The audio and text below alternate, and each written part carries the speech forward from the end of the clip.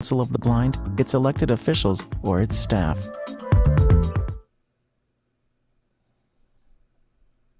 Okay. And we are live.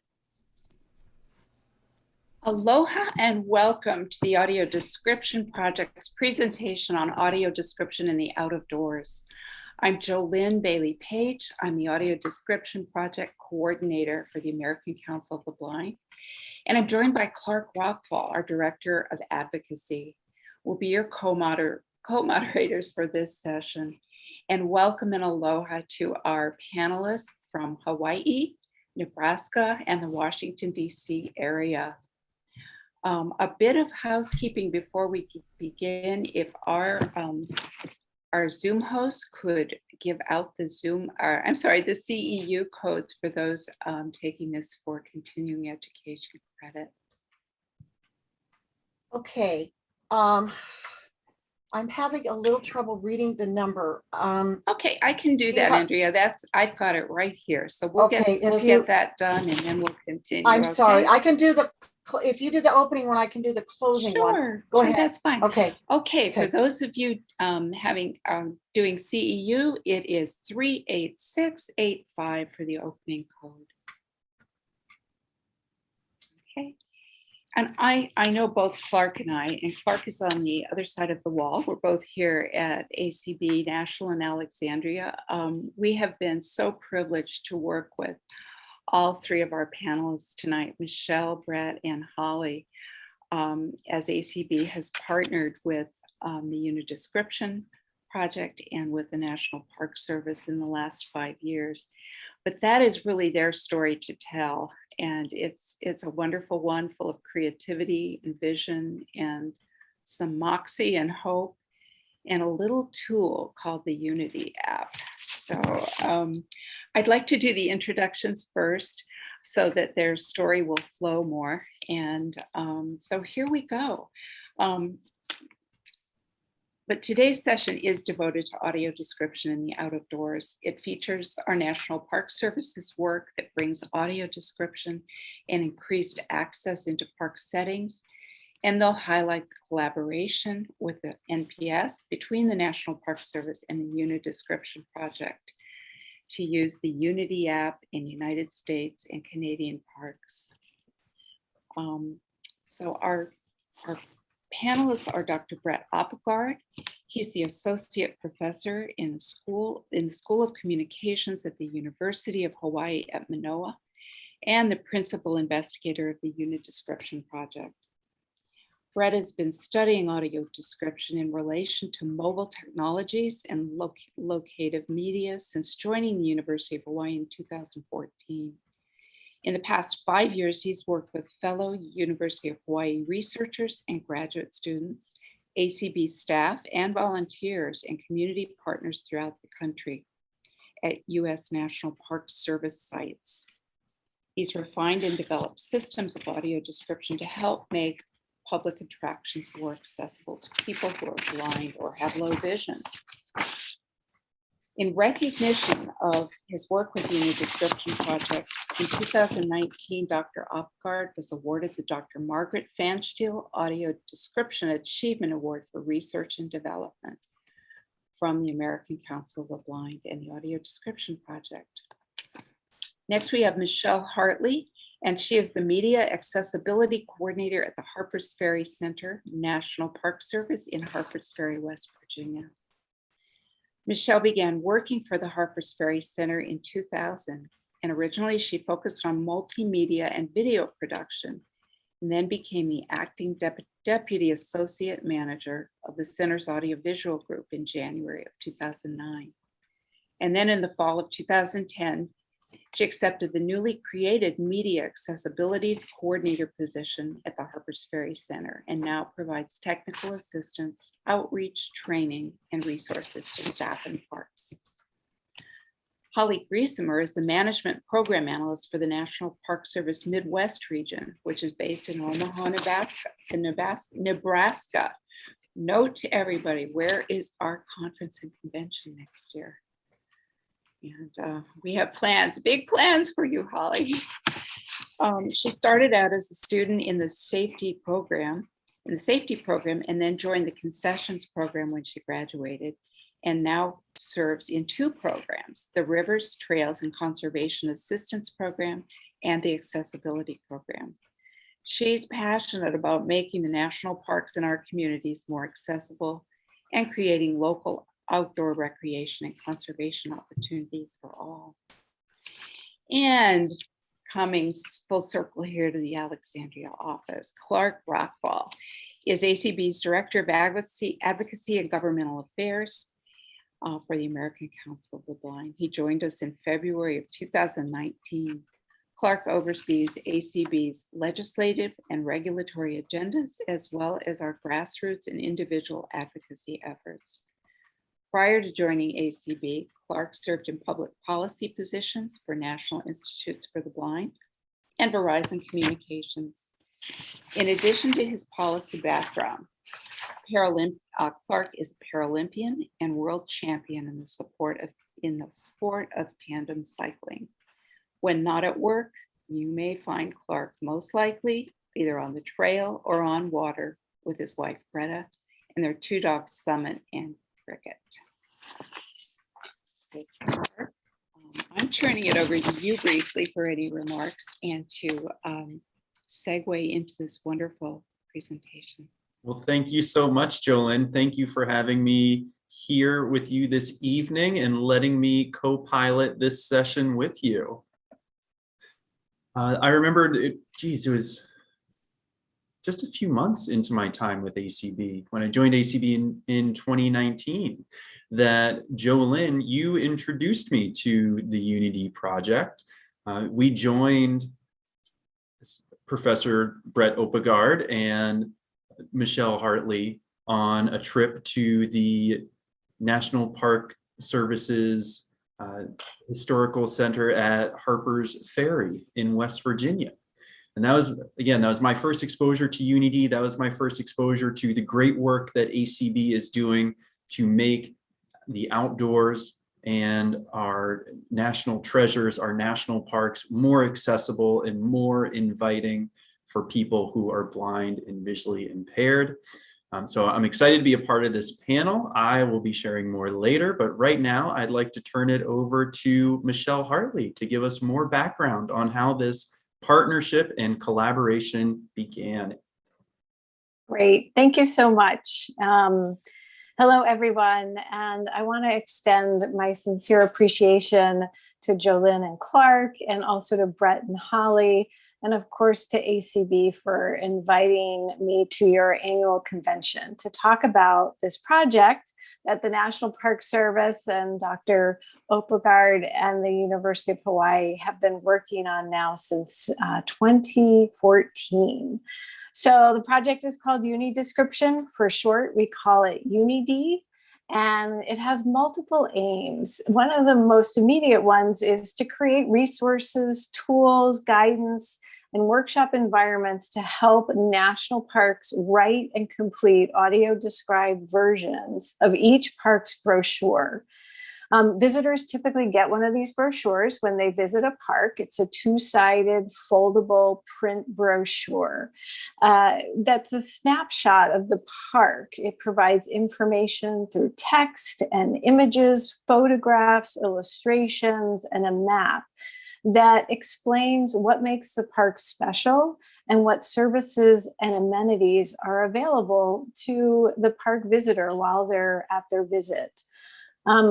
Our aim is also to create brochures, not just for the park, but park service, but it has extended itself over the past few years, largely through Brett's efforts to other land management agencies, such as Fish and Wildlife Service, as well as internationally to Parks Canada, and coming soon to Parks UK. So we're excited that description is being written, of course, for the National Park Service, but also for these other land management agencies. To date, we are just shy of 140 audio described park brochures that are available for anyone to access at any time. You can use it as a planning tool. You could use these audio described brochures while you're at the park. You can refer back to them afterwards. They are available for free by downloading the UniDescription app, which is available on both iOS and Android platforms. So another really important aim for us is to build community and challenge people to think creatively, to have fun, and to fold audio description into their regular work processes. We've trained hundreds of staff and volunteers to write description, which we do during our virtual workshops that we call Descriptathons. And we're on our 8th workshop coming up in the fall, so stay tuned for that. Workshop participants are placed on teams, brochure teams, to describe a park brochure. And during the workshops, which occur over a 3-day period, we have guest speakers, we have dialogue amongst the large groups, amongst the small groups, we do some training. And a part of this experience is also doing some friendly exercises and competitions between teams to help everyone learn more about how to write description. For us, though, building the community is not just about building the community among audio describers and the people who are writing description. It's about building community with people who use the description. So as Jolene pointed out, ACB has been involved in these efforts now for about 5 years. And the UniD project and Brett at the university has created this incredible, strong and growing relationship with ACB community members at the national level, at the regional level, and at the local level with your chapters. We've worked with folks such as Clark and Jolene and Dan Spoon to plan our Descriptathons and to recruit and foster relationships with ACB members who participate with us, and we work side by side with in our virtual Descriptathon workshops. We consider ACB's participation as co-collaborators and consultants working with other participants to not only write descriptions, but provide feedback and consultation to ensure that descriptions are effective and meaningful. And speaking of that, the last aim that I'll focus on is research. So we want to ensure that what we're doing is working and that we're on the right path. There are so many outstanding questions around how to audio describe things. Everything from how, when, or if we describe gender and ethnicity, and how we organize descriptions so that people less interested in a particular visual can opt out once they've gotten the basic gist of the image, and how others who are very interested in the details can stick around for an extended description. We're also looking at things, whether it's good, bad, or people are indifferent to users, whether our users feel like it's okay, not okay, or are indifferent to artistic embellishments within professionally recorded description, such as including music or sound effects. It's all on the table because these are the questions that we get asked when people want to provide audio description. We don't claim to have definitive answers because audio description is still evolving, but we want to make sure that we are guiding people responsibly when we attempt to answer their questions. And UniD is doing that by building a body of work through our described brochures that can be analyzed, that Brett and his research team are analyzing to indicate trends and preferences. And I'm going to pass this over to Brett to talk to you now about one area of investigation that he and his research team are in the midst of. Thank you, Michelle. Aloha, everyone. It's a great pleasure to be at this conference again. I'm excited to be here. I'm excited for Omaha next year, and a great thrill to read several familiar names in the audience. I've looked at the participants, so I have to give a quick shout out to some of my longtime UniD collaborators: Debbie Armstrong, Doug Powell, Kip Charlson, Renee Harrington Johnson, Pat Sheehan, Robin Hughes. Sorry if I missed anyone. I just took a quick glance at the list, but wanted to recognize all those people. Inside I have a horizontal zoom rectangle here, so I'm shown from the shoulders up. I'm a 50-year-old American man of Western European and Norwegian family origins. I have blue eyes, pinkish tan skin, and no facial hair. My dark brown hair is shaved short on the sides, but kept long on the top, showing a little bit of waviness to it. I'm wearing an aqua blue short sleeve shirt with a collar today and glasses that have a clear rectangular frame. As the principal investigator of the UniDescription project, you may have heard of this before, and we have the links to the site available at unidescription.org. So if you have any other kind of questions or anything, definitely check that out. But we're working on a research initiative in partnership with the ACB, the MPS, and a variety of other organizations trying to make audio description better worldwide. We offer grant-funded annual workshops, which are free to participants, including the people I mentioned above who were, have been heavily involved in UniDescription for a long time. But I'll talk about the descriptathons later. I want to get kind of right to the cool new research we're working on. So I'm going to talk about a couple of them, and I'm going to play a couple clips just so you can hear some of this description and let me know what you think of it. The first project I want to talk about is funded by the National Endowment for the Humanities, and as part of a year we're spending investigating portrait description. If you read much about portraits, they're called a window to a person's soul. So we naturally have wondered, what is the audio description equivalent of a portrait? And how do we describe portraiture? So our first round of analysis has been of the self-portraits that we've received during our descriptathons. Again, I'll describe what a descriptathon is in a little bit, but basically participants will submit a portrait image and describe that image, sort of like what I did earlier just a few seconds ago.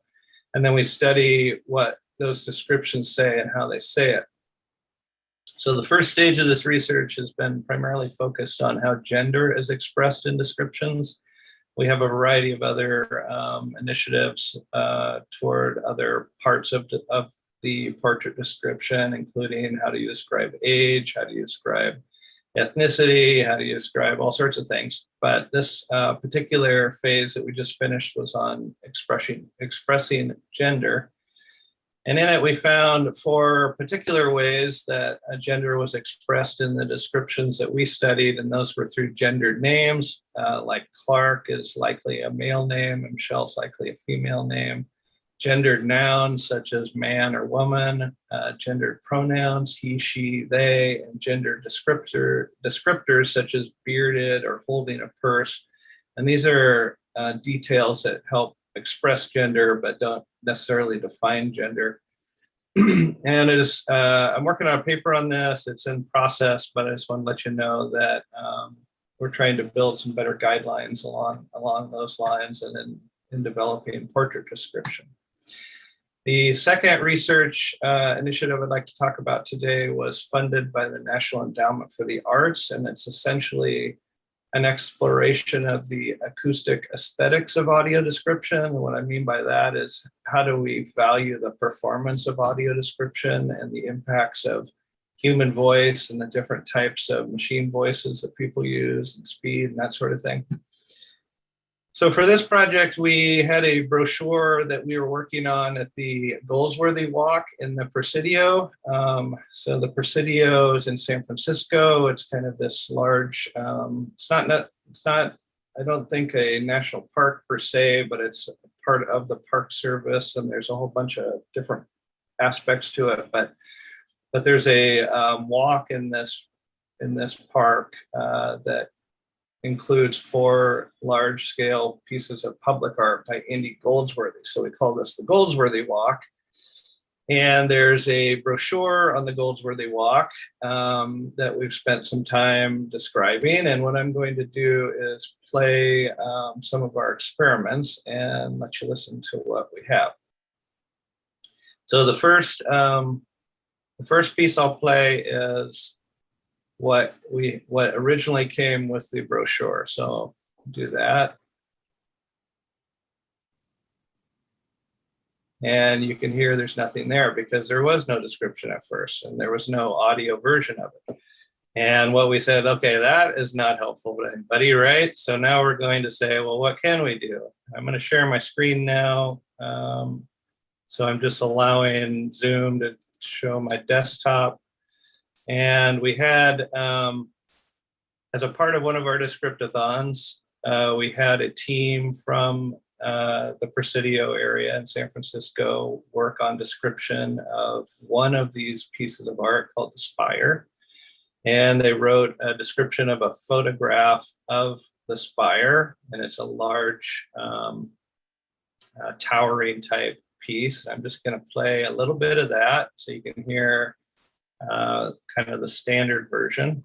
Somebody let me know if this isn't coming through. Images and text Spire.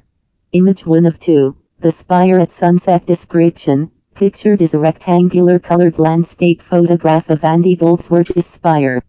On the top of the image is a hint of the rising sun, splattering reds and oranges across the clouds in the blue sky. Just right of center in the image is Spire.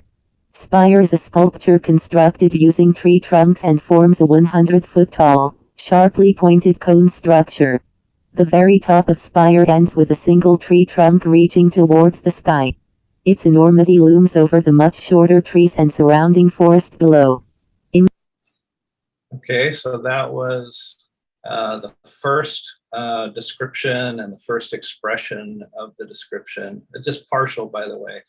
So if you want to hear the entire description of the Goldsworthy Walk, you can download our free mobile apps on your app store by typing in UniDescription, UNI description. You put that all into one word and put that into your app store. You can download the free app and just search on there for Goldsworthy and you can hear all these different tests that I'm playing today.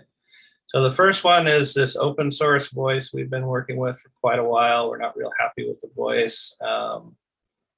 In fact, I don't think I've had a single member of ACB say they like that voice, but we use it for now for various reasons. And we also have access to other types of things. So I'm going to play that same piece of description using the Alexa voice. So you can hear the difference there. Images and text Spire. Image 1 of 2, the Spire at sunset. Description. Pictured is a rectangular colored landscape photograph of Andy Goldsworthy's Spire. On the top of the image is a hint of a rising sun, splattering reds and oranges across the clouds in the blue sky. Just right of center in the image is Spire.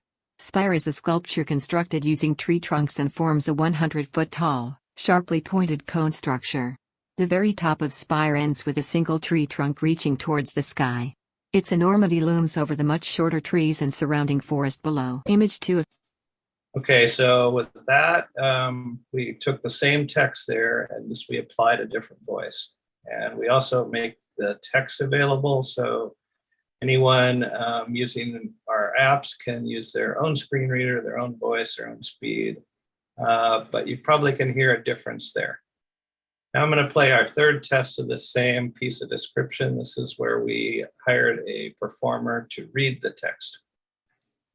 Images and text, Spire. Image 1 of 2, the Spire at sunset. Description. Pictured is a rectangular colored landscape photograph of Andy Goldsworthy's Spire. On the top of the image is a hint of a rising sun, splattering reds and oranges across the clouds in a blue sky. Just right of the center in the image is Spire. Spire is a sculpture constructed using tree trunks and forms a 100-foot tall, sharply pointed cone structure. The very top of Spire ends with a single tree trunk reaching towards the sky. Its enormity looms over the much shorter trees and surrounding forest below. Okay, so those are all expressions of the text written by the team at the Presidio, describing a particular photograph of this piece of art. And for the National Endowment for the Arts part of this, the grant funding allowed us to bring in a team of sound artists. That's Andy Graydon, Ernst Carell, and Eden Germa. And they took this same brochure and then they interpreted it a little bit differently.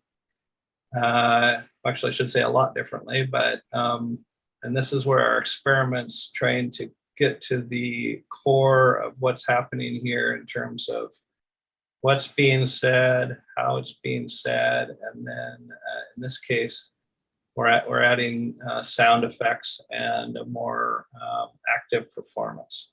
So I'll play a little bit of this one and let me know what you think of it. First came Spire in 2008, installed on the hill across from Inspiration Point. Completed in 2008, Spire looks just like its name. It's a tall spire made from 37 Monterey cypress tree trunks, carefully fastened together and twisting up and up, almost 100 feet in the air and 15 feet in diameter at the base.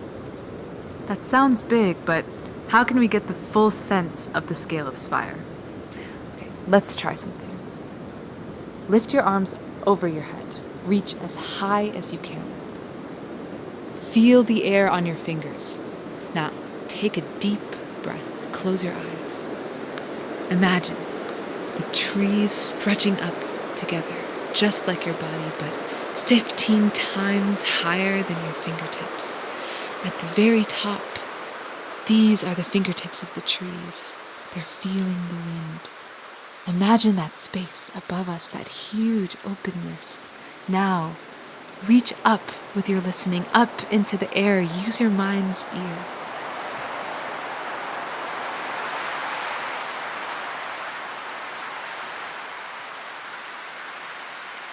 You did it! What's it like up there? I know we're just listening in the imagination, but still, that's pretty cool. Okay, so those were some different takes on the same basic job. How do you audio describe a piece of public art and make an equivalent experience to what the brochure gives a person when they visit the place? And so again, if you want to, hopefully one of those versions or all those versions intrigued you. And if you want to hear them in full, you can listen to them now on the app in our tests. Also, we're looking for people to do formal tests of this description to give us feedback. If you want to send me an email at my name, brett.opagard@hawaii.edu, or contact me through ACB and let me know you're interested in helping out with this project. We would love to have you. And in addition, the Descriptathon workshop, the next one's coming up in October 26th through 28th. Several of you are already participating, but I want to make sure everybody knows you're welcome. If you want to participate, you would let us know, and you would be put into a team at one of the 16 National Park Fish and Wildlife, Parks Canada, Parks UK teams, and you'd be able to help co-create description that will then be shared with the public through these mobile apps. And I guess the biggest part of all this, we're doing research, we're making description, and we're really trying to serve as a place that builds this audio description community and helps people do better audio description. And through these different products that we create and different workshops we have, we want to support this whole larger system of audio description in the field, and like this conference is doing, and hopefully you'll get involved. So let us know if you're interested, and that will be wrapping up my part. And after Lynn, I'm not sure. I guess it goes back to Michelle. Yes. So thank you, Brett, for that. And I hope that gives those of you who haven't been involved in our Descriptathon work, a flavor of some of the research we're doing. I really appreciate being reminded all the time of the disability rights movement mantra, nothing about us without us, and how important that is. And how critical your feedback and guidance is to ensure that we're communicating effectively. I love the National Park Service system, and I want everyone to have an opportunity to engage with and fall in love with our parks too. And we can't expect you to do that if we haven't created description that is effective. If we've created something that's distracting or out of sync with your expectations, we need to write that course. So that's what we're trying to do with these kinds of tests. Brett's constantly got a long list of questions that he's constantly investigating. And with your feedback, I think we're on the right course. And part of this particular project, I think, is of interest to me, what he just played for you, because we want to not only provide access to information, but also the opportunity for people to access experiences. That's why we create media. So again, investigating how do we pull people in? Is it through which options pull people in that Brett just played? All of them, 2 of them, 3 of them? Does it just depend on personal preference? That's what we want to find out. So this type of work and training doesn't just happen in UniD, it happens across other areas of the service. And we're so thrilled that our planning team includes people like Holly, who is involved in coordinating trainings and outreach with parks and stakeholders under her own region's purview. So I'm going to pass it over to Holly to share her work at the regional level. Thanks, Michelle. This is Holly Griezmer. I'm very happy to be here with you all today. I'm very thrilled that you all are coming to Omaha next year for the convention. That'll be so great to have the opportunity to meet you all, and I'd be happy to play tour guide, or you can reach out to me with any, travel tips and suggestions. That'll be a really great connection I'm looking forward to. In the Park Service, I wear 2 different hats. One of them is working for the Regional Accessibility Program. And about 15 years ago, in 2015, the National Park Service rolled out a plan that was called All In. And that's when I got involved in the accessibility program. And the 3 main goals of that plan was to create a welcoming environment, to not create any more barriers to accessibility, and then to identify existing barriers and how we can overcome them. And so at that time, the accessibility program in our region, and we work with 13 states from North Dakota down to Arkansas, and we also cover the Great Lakes. So that's about 60 parks. And so I started working with them, and we've been doing self-evaluation and transition plans that we go out and visit the parks and identify those barriers. And when that process first started, they were very heavy on following the physical standards or following the ADA standards. And over time, we're getting better at also including programmatic accessibility solutions for our parks. And then most recently, I've gotten the privilege to work with Michelle and Brett and Jolynn on the planning team, and I was involved for the Descriptathon 7, and that was a great connection working with ACB, and that led to a new agreement that we're working on, and it should be awarded here in about a month or so. But that agreement is to collaborate with the National Park Service and ACB for the Park Service and ACB to work substantially together for the public purpose of increasing access for people who are blind or have low vision. And so that's a really exciting agreement that we're really close to finishing up, and have lots to look forward to, including working together on the self-evaluation and transition plans, working together on future Descriptathons, and then also working together with the other hat that I wear, which is the Rivers, Trails, and Conservation Assistance Program. And that program is the external branch of the National Park Service. And so we don't just care about our national parks, we care about your parks. We care about close to home recreation for all Americans. And so that ties together nicely with your recent initiative about to get up and get outdoors. And so we have other initiatives such as Healthy Parks, Healthy People. We have initiatives called the Park Prescription Program. Instead of physicians prescribing medications, they're prescribing getting outside and taking a walk. And so we're really looking forward to that collaboration. And then if you have project ideas that you would want to collaborate with, the acronym is RTCA.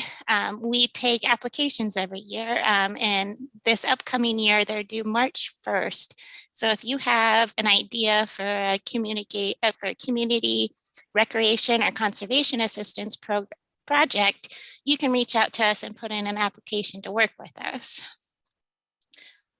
So another part of the agreement that we're working on is a National Park Service career workshop. And so we are going to highlight the opportunities, the different divisions in the National Park Service, the different career opportunities, and then also highlight the process of how we announce our positions, and then kind of best recommendations for submitting your resume in that process. And that'll be a collaboration with our relevancy, diversity and inclusion office. And so a lot to still be determined with that agreement, but it's going to be a 5-year opportunity, and I look forward to working with you all and getting to know more of your members. So with that, I think it goes back to Clark. Yes. Does. Thank you, Holly. And Jolynn, if you'll please excuse me, I need to update my resume for the opportunities here with the National Park Service. No, my goodness. Yeah, We gave you the background. Now you can give us your current activities, which are many with the park. Oh, again, thank you so much for having me here, Jolynn. My introduction to the work that ACB is doing with UniD, as I said, was at Harpers Ferry, being introduced to the project along with ACB staff and members, and then also being a part of UniD 6, focusing on parks, monuments, and memorials around Washington, D.C. Some of the things that I love about UniD is that it puts so much information, accessible information at your fingertips. So you can learn about where you would like to visit even before you go. As we're all sitting here talking about the Get Up and Get Moving campaign, it's great to have accessible information at our fingertips and available to let us know what's out there. Why are we going to get up and get moving besides our personal health and wellness? But what are we going to be able to experience?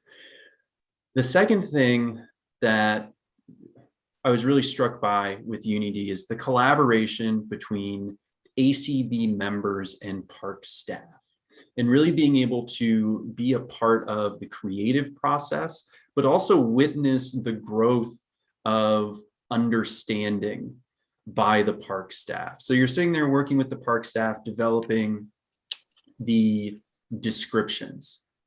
And at some point in that process, there just seems to be an aha moment of what makes good description. Of course, it doesn't all come at once, and it doesn't happen, linearly.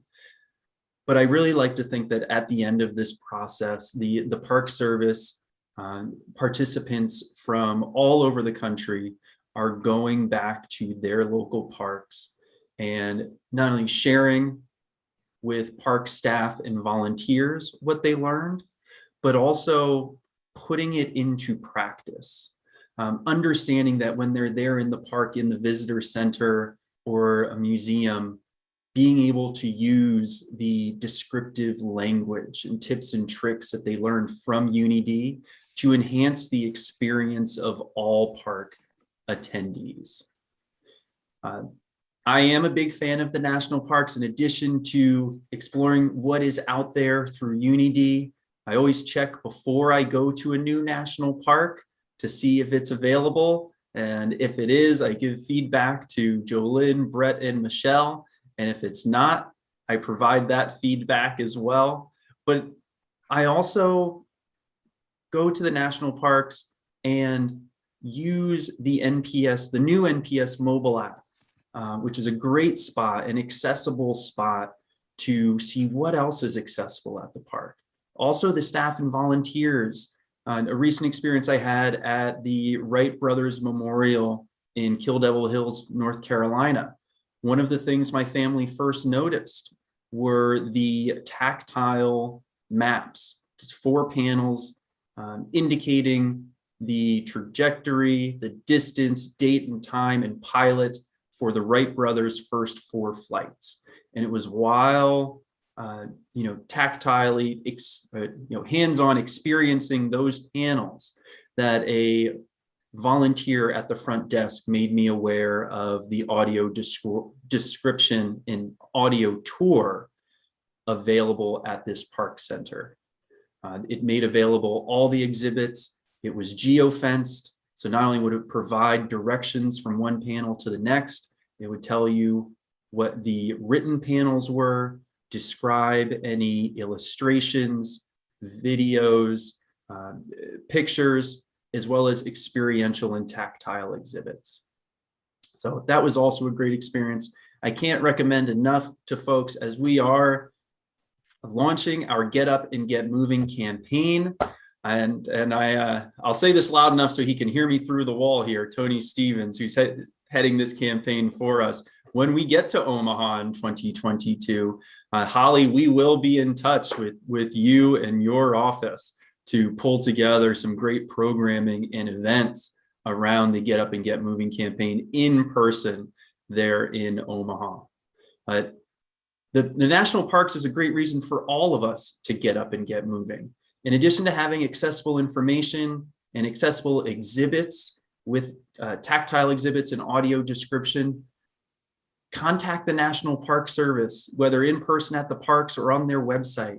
Get an access pass, or as I call it, the golden ticket, because it's free and it unlocks all the treasures of our national parks. So I just can't say it enough. Get out in that fresh air, get up and get moving. Thank you so much to the National Park Service and the University of Hawaii and Google for this great collaboration. And as I wrap up here, Michelle, I'm going to kick it over to you with a question. Certainly in my experience, there's more than one way to experience our national parks, as well as experience the parks with audio description. There's audio description available in the NPS smartphone app, and there's description available at the parks. How does UniD either complement or enhance the work that the National Park Service is doing for accessibility on the whole? Thanks for that, Clark. Yeah, it's a great question, and I am so with you on everyone getting a pass. Before I answer that question, go out there and get your pass. Go out and tick off all the parks that you've been to. It's a great way to plan vacations. There's a park in every single state, and many parks in some states.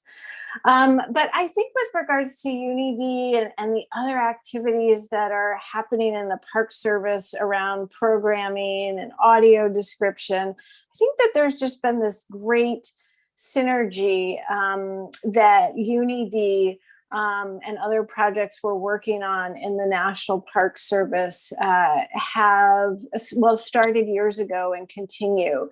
So I don't think that it's a coincidence that UniD started at the same time that our other mobile app development began, which is now resulted in the NPS app, Clark, that you were talking about. You know, it's no coincidence that that app also includes opportunities for parks to create description for landscapes, points of interest as you're walking along a trail, waysides. That's all possible. And I think UniD has shown how that can be done. The interface of the National Park Service Audio Description Tour app, which is a relatively new app, that's just hit the App Store, modeled the interface of the UniD app. So, you know, we tested that interface. Well, Brett, and I should say his software developer, tested that interface to make sure it was very easy and usable. And so the audio description tour app for indoor exhibitions in the National Park Service has used that same approach. And of course, all the learning and collaboration within our Descriptathon workshops spill over. You know, Holly's partner at the region, who is participating in planning, was a co-captain on one of the teams last year with Kim Charleston, and Kim Charleston was part of his team. And I know that he got great feedback from Kim, as well as from the larger ACB participants in that Descriptathon. And you know, when he advises and guides park staff in his region, he's taking all of that experience and learning with him. So I really believe that UniD is just this grounding force, and it's a beacon for all the work that we do related to audio description and other accessibility strategies that we promote and explore, such as tactile models and maps. And I think what makes the UniD beacon so bright is this concept that you all are part of the team, that you are our collaborators and our guides that we learn with and from as we grapple with the best approaches to ensuring effective communication. You know, admittedly, we won't get everything right, but I personally feel indebted to the UniD process as an example of how to do this work and reset the course when we stray. So that's my answer about UniD and how it impacts other projects in the Park Service. I'm going to pass it back to Jolynn. Thank you.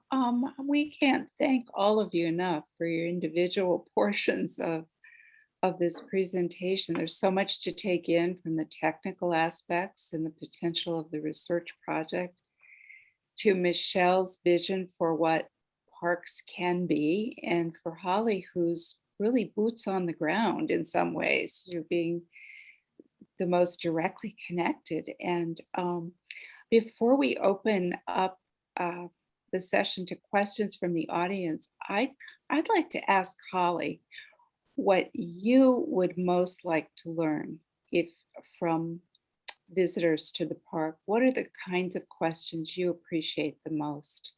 And what would you like people to ask you or park staff?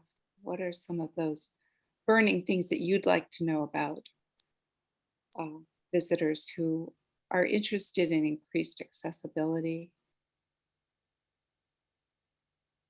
We chatted a little bit when we were planning about the kinds of things you want to know, or the questions that you might expect. But if you could have a couple, if someone would, what would be the most valuable question someone could ask you?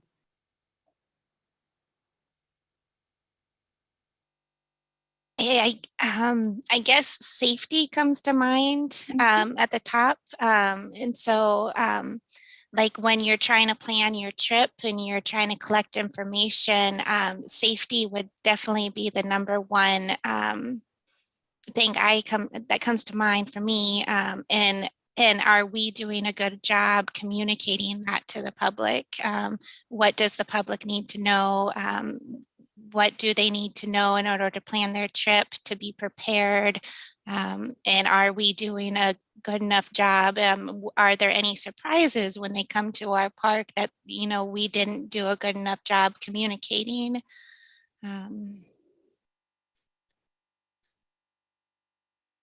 I know we're looking forward to planning activities with the Park Service in Omaha. And so throughout the next year, I imagine there will be lots of questions asked, and I hope that our members will give feedback, as we go forward in planning, because there's so many things that we can do together. But we do have, I'm looking at the clock, we do have time for questions from folks, and I hope that there are many. I hope this has provoked a lot of thought in our listeners and those who are with us. So if I can ask our Zoom host how we go about that, and I think it's raised hands tonight, but I hope we see lots of raised hands. Clark? And Jolynn, as we turn to questions from the audience, in addition to folks sharing their name, please share with us your favorite park before asking your question. Great. Sounds good. Okay, real quick. First thing, I'm going to give the instructions. Seems like most of you know, but to raise your hand on a computer, it is Alt Y. On your Mac, it is Option Y. On your phone, it is *9. And on your smartphone, it would be just like in the lower middle part of your screen, there should be a raised hand button to unmute. On the PC, it is Alt A. The Mac, it is Command Shift A. On the phone, it is *6. And on your smartphone, it is at the bottom left hand portion of your screen. We do have raised hands, so let us start with Debbie Armstrong. You should be unmuted. All right, you guys can hear me? Yes, ma'am. Yeah, is it appropriate for me to share my comments about how fun it was to be embedded on a team? I think this is Michelle. Yes, please. So I am a blind person, and I was embedded twice on a description team with all sighted people. And the thing about it that I loved was that I was a full participant. So last time we were describing a park in Indiana, and everyone was snowed in. So people were working from home. The sighted people were on telephones, they were on iPads, and it was very difficult for them to type in their descriptions. So I said, well, here I am in California, and I forgot to say that's where I am in California, and I was on Zoom. So what I did is I shared my screen, and I helped write and draft and type up all the descriptions with all the sighted people watching me and collaborating, coming up with their comments. And I felt like such a leader because I was a full participant in this description process. And of course, we collaborate on a website where everybody is working together and can see what each other is doing. It was fully accessible. And I can't tell you, I don't work with collaboration teams at work in such a smooth, productive, and exciting way. Thank you. I'm going to go back on mute. Oh, Debbie, what's your favorite park? Oh my gosh. Well, I don't even know if it's a national park. Yosemite, I've backpacked there. I backpacked there 10 days once. Oh my golly. Thank you. Wow. Okay. Great affirmation. We have Wesley. Go ahead. Yes, I want to know this audio description. I mean, how this is going to be used? Are you going to put them in like little boxes that you're going to mount in the park, like along the trails for the features you're going to describe, and the park patrons push a button on the box that causes the description to play, or what are they going to strictly be in like theaters where like a video is being shown? How is these descriptions going to be used in the park? So I could take that question. This is Michelle at the Harpers Ferry Center. sort of all of the above, all right? And Okay. that's why I think Clark had mentioned this, planning your visit. There are a couple of tips I'd like to just offer. First of all, if you're interested in visiting a national park, I would definitely encourage you to look at the UniD app, because we have 139 brochures on that app already described. And those are the brochures, that we're working on that you get handed when you go to a park. So you can use those brochures to plan your trip in advance. You can use that brochure while you're at the park. Once the information is downloaded, correct me if I'm wrong, Brett, but once the information is downloaded onto your app, you do not need to have service there. Is that right, Brett? That is right. You just have to open it with the internet connected, and then it takes a little bit of time for it to download the MP3 files. But once they're on your phone, you can go into the canyons of, whatever park you want and still listen to the description. So it's nice that way. Yeah. And then the other delivery systems that you mentioned are also available, but it depends on the park. We're a big system, and we each park does what works for that park for a number of reasons. So I would also encourage people, when they're planning their visit, to check the website of that park. There is an accessibility link. I am going to admit that not all parks are consistent about the information that they post on their website, and sometimes they forget to post their audio description or other kinds of information. Braille brochures, if there are people who read, who use Braille, you should be able to request a Braille copy when you go to your park, that you could take with you as well. In addition, we have the audio description tour app for exhibits inside visitor centers, that we're building up our body of audio description exhibits. But some visitor centers have equipment that they hand out to people for exhibition audio description tours. And then our movies in visitor centers also provide audio description, assistive listening, and captioning for people who are hard of hearing. Those are services to inquire about either when you're at the park, or I would encourage people to call in advance. So, and sometimes we have audio description, as you also described, where you are on a trail and you push a button for a panel that's solar powered that provides audio description as well.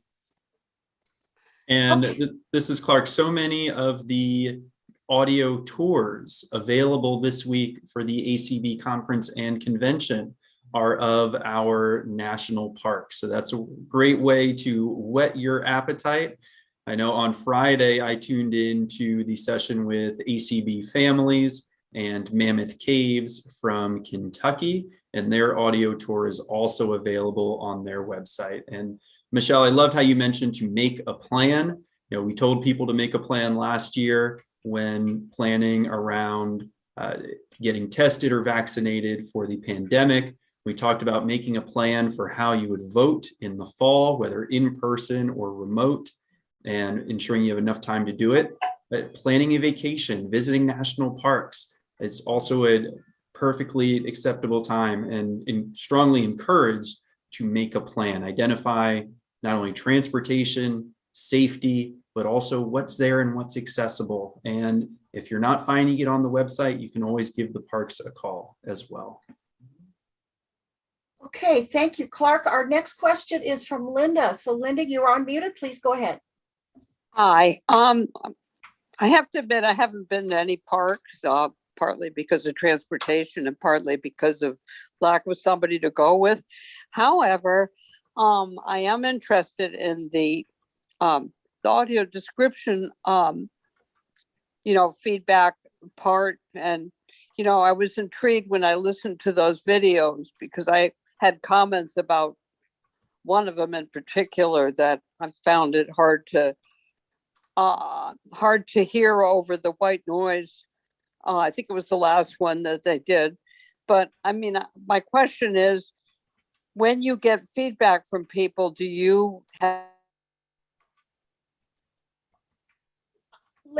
I'm sorry, Linda, would you raise your hand again? I accidentally muted her and I apologize. I was trying to unmute the next person. Sorry, I think we could start with Brett though. So Brett, if folks want to get involved with the Descriptathon, what information can you share about that?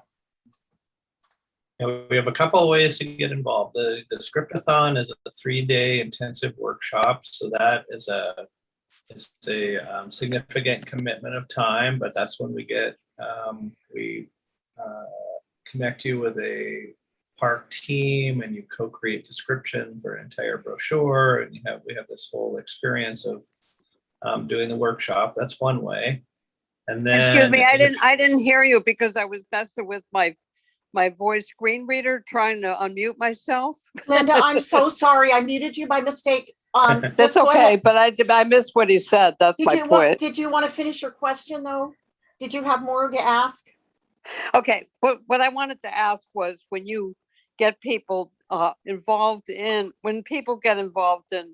commenting about audio description, do you have groups of people, like people of different ages, people that might be hearing and visually impaired like myself, yada yada, so that you could get different kinds of feedback from different people on the audio description?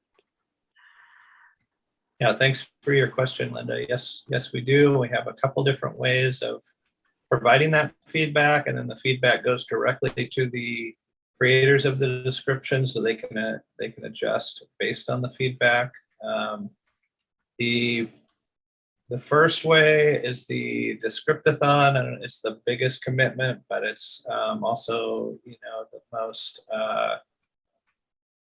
impactful part of it, I guess, would be where you join a team and for 3 days help co-create the description for a brochure that's then released to the public.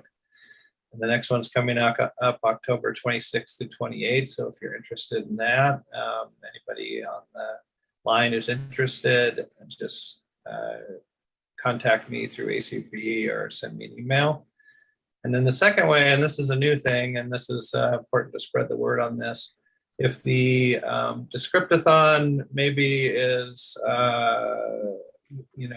more than you can commit to at this time, we do have a new tool that we're developing that will allow you to give feedback directly on descriptions in a modular way. So you can listen to one description, or you can listen to a whole bunch of descriptions and give feedback on those. And those, again, will go directly to the creators of the description. So there's a lot of ways to get involved, and if you or anyone else on this session want to do that, I'd be happy to help you get involved. Okay, and it's going to be done at home on a computer. And this is Clark. Holly, can you share from the parks, the boots on the ground perspective, what you all do when you receive feedback on descriptions or audio descriptions from consumers? Sure.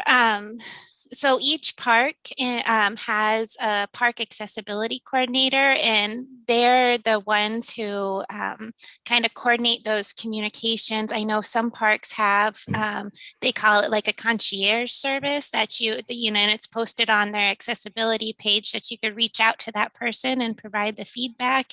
And those park accessibility coordinators are really our leaders on the ground to take that feedback to their leadership and to get the interpretation division involved, or to get the facility division involved. And we're here to listen. So please communicate with your parks, reach out, find those accessibility web pages, and if the information's not there, please reach out with a phone call, and then each region has a regional accessibility coordinator too. And so if you don't feel like you're being heard, you can elevate it to the different regions. Okay, our next question is from Pat Sheehan. You may speak. Thank you very much. First, I want to congratulate this panel. This has been an awesome panel. I got some of my favorite people on this. The work that's being done by the Park Service is just extraordinary. I also wanted to point out how good the UniD website is from a research standpoint. There's a lot of good information there on blindness from a bunch of different sources. And I find that extremely useful. I have used that at my federal agency because I know the information is there, easy to find and accurate. Second thing that I have done is to use the descriptions that you guys have done on maps, portraits, and collages as an example to people in my agency, Department of Veterans Affairs, as to how to do the job correctly. The quality of writing that is done there, the care that's taken, and the pride in the work is just extraordinary. So it really raises the bar quite a bit. And then the third thing I would say is that for those folks that are either listening or and want to get involved with UniD, it is a terrific experience. You learn a lot. It's a fast-paced 3-day exercise. It is the Super Bowl of audio description from lots of points of view, but it is well worth it. You learn a lot. You get to appreciate what's out there. And certainly, Clark, I agree, national parks are a good place to go, particularly on the health and wellness end of things. Shenandoah, I think, is the closest park that I have been to that is probably on the list. So excellent work that's being done here. I appreciate all the work that's being done, and thank you very much. Thank you, Patrick. Les, I believe you are unmuted. Thanks, Pat. I don't see him. Patrick is still here. Yeah, I know, but Oh, I have a mute button, so I thought he was unmuted.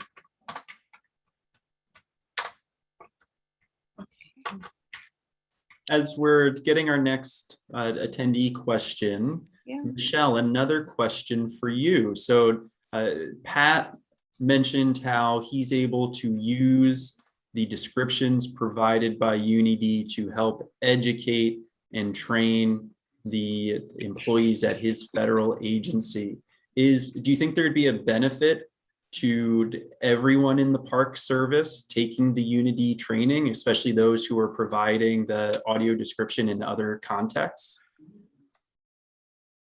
A resounding yes. I absolutely agree with what you were saying. I mean, part of and I think Brett mentioned this, part of the UniD experience and learning is, we hope, going to be applied, and I think can be applied to other brochures that parks have, because they have their official park brochures, but sometimes they make little rack cards about the plants that can be found on a trail, as an example.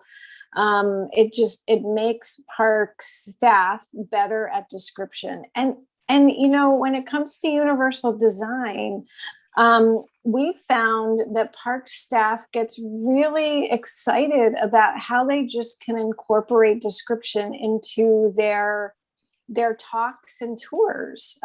Because, sometimes when you're so familiar with a resource, you forget to add basic details that people might want. So to note that you're walking over a bridge with a stone foundation is something that even sighted people might not be thinking about. To note that you're standing in front of a historic house that is wood framed with wood siding is something that, we forget to mention. But again, people who are just looking at it, who are sighted, might not be seeing it. So audio description isn't just for people who are blind or have low vision. It's for everyone. It's about visual literacy. And I think people learn that more and more as they learn more about description. Okay, we have 4 hands and 5 minutes, so I don't know if we're going to get to everybody, but Les, go ahead, please. You should be Okay, can unmuted. you? Yes, thank you. Yep. Yes. First, I want to express my sincere thanks to everybody on the panel for providing us with such an inclusive experience. I think my question has largely been answered, but as luck would have it, we are going to Grand Teton and Yellowstone National Parks in September. And in addition to the information you've already provided, would you recommend that I contact anyone in particular at either of these parks? Thank you. Yeah, so I would start first. This is Michelle. I would start first by looking on their websites, and under the Plan Your Visit section, there is a accessibility link. And that link will provide you with some basic information, sometimes detailed information. At one point, the Grand Canyon did have an accessibility guide that you could download. Definitely start there. If you feel like the information is too general, I would call the park, their visitor center staff at the interpretive desk. Will answer that call, and I would ask, tell them that when you're coming to the park, tell them what services you're interested in, that you are blind or have low vision, you're interested in audio description, for tours, for exhibits, for any movies they have. Ask them what kinds of materials they have. Now, sometimes there's a seasonal person who answers the phone or a volunteer who's new. So if they're not sure, ask to speak to the chief of interpretation or another ranger who might be able to help you. So those are the places I would start, and I would absolutely do that in advance.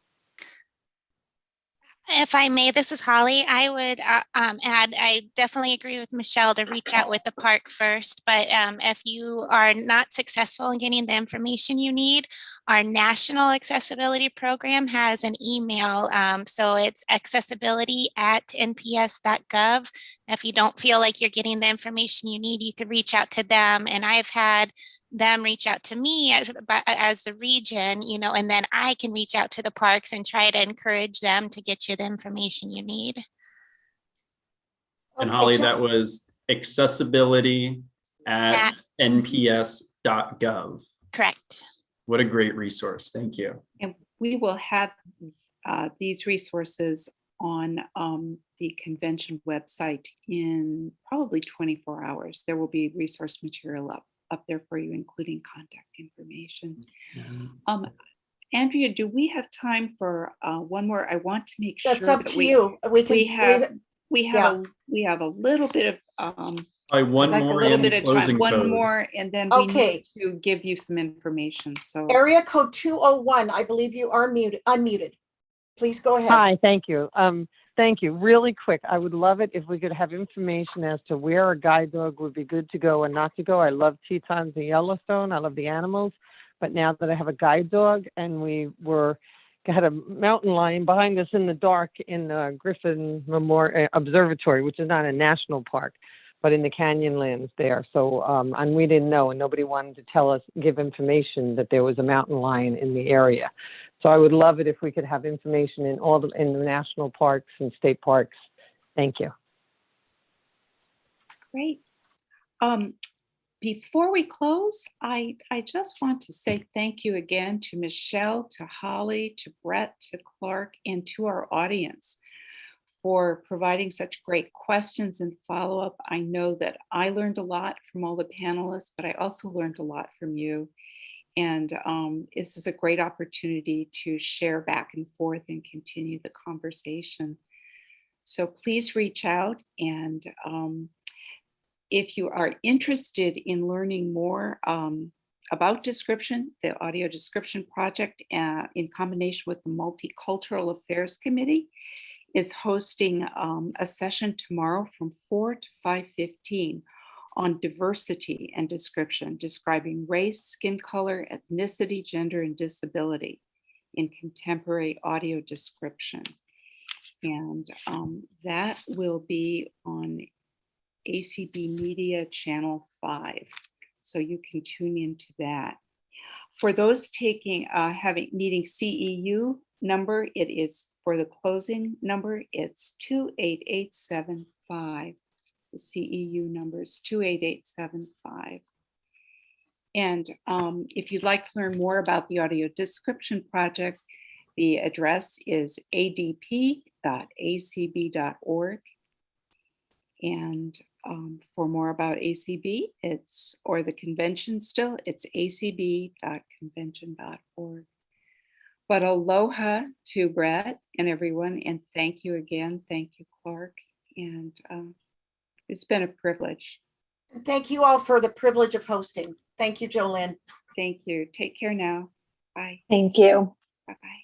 Bye-bye. Hi, everyone.